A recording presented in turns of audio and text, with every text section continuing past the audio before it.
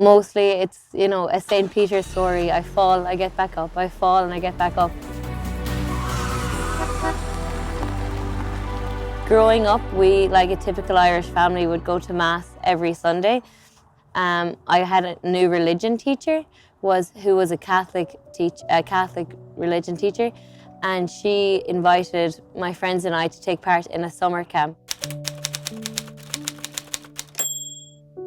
That night, the Saturday night of a U2000 retreat, is always dedicated to healing and reconciliation. So there was confession on. So my friend said, no, I'm not going to confession. And I was like, okay, if you're not going, I'm not going to go. But after a while, I felt that same voice that encouraged me to go to the summer camp, the same voice that encouraged me to go along to U2000 to go to confession. And I hadn't been to confession in years. I had had no formation on how to confess. They do a great and a beautiful examination of conscience there in U2000, but that was the first time I'd ever heard it. So I sat down and I was like, I don't really know what I'm meant to say or meant to do. I've done all these things, but I don't know if they're sins or not. I told the priest, I'm just so angry at God. I don't understand. And he said, why? And I said, my dad died when I was 14, and I'm so angry because he had 5 children, a wife, a job, like he had a life and a family.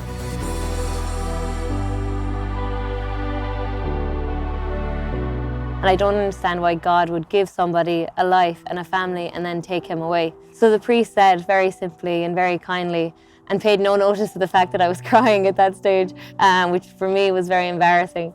And he said, just go downstairs and ask him. And I said, okay, is that it? So I went back down to adoration, and I just sat and I asked the Lord, why? And I suppose in that moment, that was the first time I was open to the fact that our Lord was there present in the Blessed Sacrament. And probably my whole life, I was open to the Lord, and I asked him why. I continued to ask this question always, but there in that moment, he did begin to answer.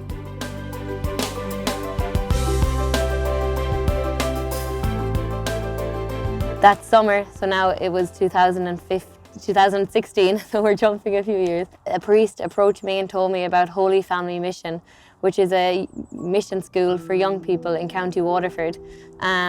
Straight away I said, no, I'm not going. I'm going back to university. I need to move on with my life now. I'm getting older. But I applied anyway.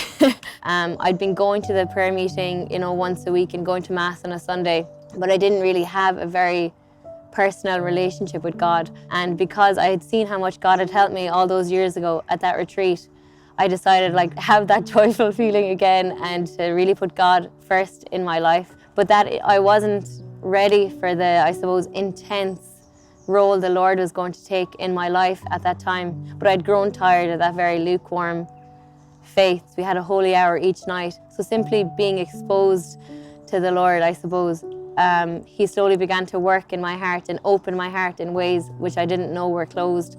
I'd built a very strong wall around my heart, and I wanted to keep it like that. And I discovered a lot of unforgiveness of myself and my family, of my father, of course, the most. And this really affected me very negatively. I wasn't ready, I suppose, in a way, for that healing yet. So I began to be more open about how I was feeling, and I began to visit a counsellor regularly, a professional who could help me through my grief that I was experiencing. Even though it had been now 7 years since my dad passed, I'd never dealt with that grief. And through this, I became very unwell after I had very severe depression. I had an eating disorder and was on very strong medication just to get through the day. So a few months after I left Holy Family Mission, I was growing tired I didn't want to live the life I was living anymore. I wanted to shake off the dust off my feet, like St. Paul, and live for the Lord totally. But I couldn't when I was carrying that cross. So a few months after that, I met some religious sisters from the Order of the Servant Sisters of the Home of the Mother, which is the order of Sister Claire Crockett, an Irish nun who passed away in an earthquake. And they invited me to visit them in Spain. And I had watched the video of Sister Claire Crockett, All or Nothing, and I was deeply affected by her. Not because I wanted to be a nun or anything, but because she was a young woman who had lived a life similar to mine, which most of us young people live today. So I went over and I witnessed the love and the charity of their community. I realized that there's lots of Sister Claires there, that she's not the only one. And they taught me how to live a true Christian life But there I also discovered Our Lady as my mother. They always pray, you know, Our Lady is the mother of God and our mother, and that's the heart of their mission and the heart of their home.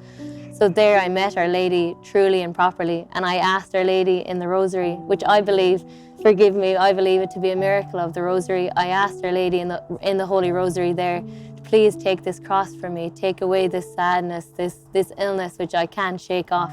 And I begged her in the Rosary. And from that day, I'm not saying I never struggled again, of course I did, but I never ever struggled in the way I had done, where I finally, the scales came from my eyes.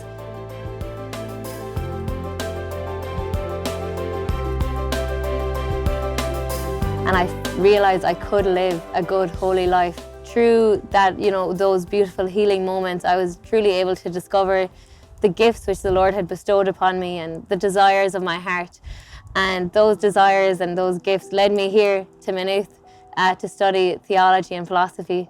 In my wildest dreams, I could never have imagined studying. Thanks be to God, the Servant Sisters of the Home of the Mother set up a community in my local town where I'd went to school, where I'd went to that prayer meeting, and where I'd went to that summer camp.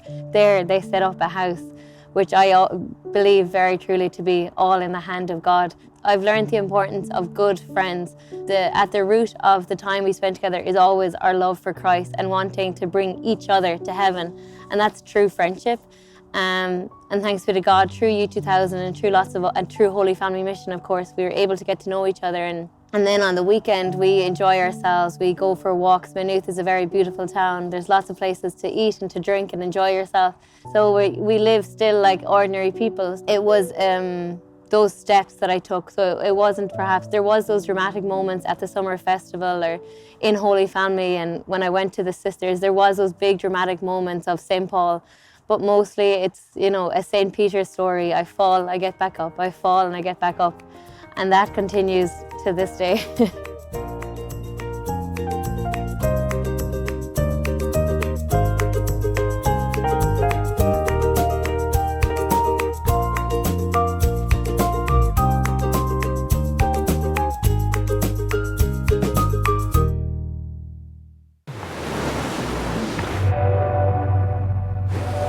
Are you searching for answers?